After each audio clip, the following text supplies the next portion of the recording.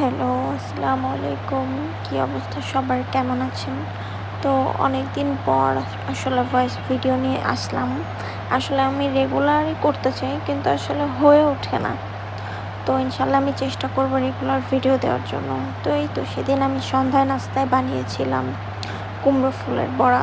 আমরা এটাকে কুমড়ো ফুলের বড়াই বলি। তো ঢাকায় আসলে স্বাভাবিক খুব ভালো ফুল পাওয়া যায় না। তো আমি এটাই আসলে সবথেকে ভালো ফুল বলতে পারেন যেটা আমি পেয়েছিলাম এবং আমি কিনে নিয়ে আসি।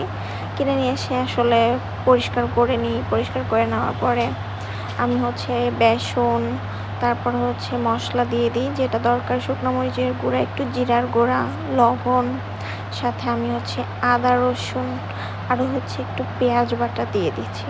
জানি টেস্টটা আসলে ভালো আসে। চাইলে আপনি এমনিও শুধু বেসন দিয়ে করতে পারবেন, কিন্তু এগুলো দিলে আসলে স্বাদটা একটু ভিন্ন মনে হয়। তো তারপর আমি পানি দিয়ে আমার ডোটা যেরকম করা দরকার আসলে সেরকমভাবে করে নিচ্ছিলাম। তো আসলে একবারে তো দিলে হয় না, একটু একটু করেই দিতে হয়। তো আমি সেভাবে আর কি দিয়ে দেওয়ার চেষ্টা করছিলাম। এই তো তারপর আমার ওটা বানানো হয়ে গেল। বানানোর পরে আমি একটা একটা করে ফুল মাখিয়ে তারপর তেলে ছেড়ে দিচ্ছিলাম। আসলে ফুলগুলো অনেক বেশি ছোট, আর একটু বড় হলে টেস্টটা আরও ভালো বোঝা যেত, অন্যরকম বেশি মজা লাগতো। কিন্তু এটা দিয়ে আর কি চালিয়ে নিতে হচ্ছে, কারণ যেরকম ছিল সেটাই আর কি করেছি।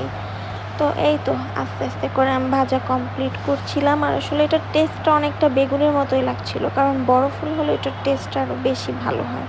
যেহেতু আমার ফুলগুলো আসলে অনেক ছোট ছিল, তো সেগুলোর টেস্ট আসলে অনেকটা বেগুনের মতো মনে হচ্ছিল, দেখতেও অনেকটা বেগুনের মতোই লাগছিল।